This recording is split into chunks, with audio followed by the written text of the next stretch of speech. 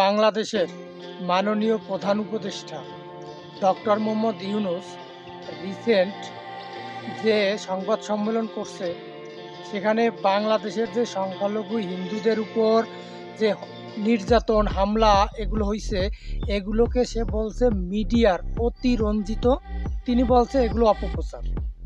আমার কথা হচ্ছে, বাংলাদেশের যে পরিমাণ হিন্দু নির্যাতন হয়েছে, বাংলাদেশের ন্যাশনাল যতগুলো টিভি চ্যানেল, একটা টিভি চ্যানেলেও এর সঠিক এবং কোনো নিউজ দেখাইছে কিনা সন্দেহ আছে।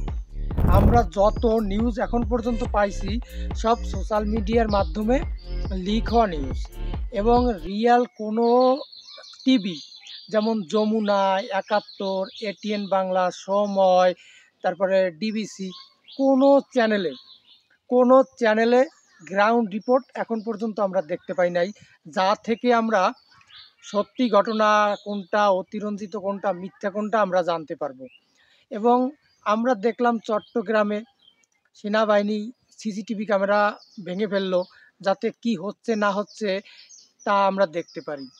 কিছু কিছু বিক্ষিপ্ত ভিডিওতে যা দেখলাম সেটাই আমরা জানতে পারলাম, এবং অথেন্টিক্যালি কিছু আমরা পেলাম না।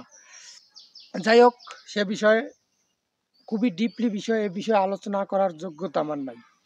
আমি রিসেন্ট অনেক দিন ধরে শুনতেছি, মানুষ বলতেছে সংখ্যালঘু হিন্দুরা আজকে রাস্তায় নামছে, তারা দাবি আদায়ের জন্য আন্দোলন করতেছে, ৮ দফা দাবি জানাইছে। তারা এই 15 বছর কোথায় ছিল? এই 15 বছর যাবৎ তারা কেন আন্দোলন করে নাই? আমি তাদের উদ্দেশ্যে একটা কথা বলতে চাই, লাস্ট 15 বছরে সনাতনী হিন্দুরা যে পরিমাণ আন্দোলন করছে রাস্তায়, তা অন্য কোনো কেউ আওয়ামী লীগের বিপক্ষে করে নাই। সনাতনী হিন্দুরা যত পরিমাণ আন্দোলন রাস্তাঘাটে মাঠে করছে, 2022 সালে যে রক্তাক্ত শারদ হয়েছিল, কুমিল্লায় গদা ইকবালের যে তাণ্ডব হয়েছিল, সেই তাণ্ডবে বাংলাদেশের ম্যাক্সিমাম হিন্দুই সোশ্যাল মিডিয়ায় আন্দোলন করছিল এবং ম্যাক্সিমাম লোক রাস্তায় আন্দোলন করছিল। কুমিল্লার ঘটনা সারা বিশ্বকে সনাতনী হিন্দুরা তুলে ধরছিল আন্দোলনের মাধ্যমে। হয়তোবা আপনারা দেখতে পান নাই। শেখ হাসিনার বিপক্ষে ডোনাল্ড ট্রাম্পের কাছে পিএসা সরাসরি অভিযোগ করছিল, তখন আপনারা দেখতে পান নাই। তখন বাংলাদেশের সমগ্র দল, আওয়ামী লীগ, বিএনপি, জামাত, প্রতিটা দল এক হইয়া, প্রতিটা মুসলমান এক হইয়া পিয়া সাহার বিপক্ষে জানাতাই প্রচার করছে। পিয়া সাহাকে রাষ্ট্রদ্রোহী মামলা দিছে। কেন?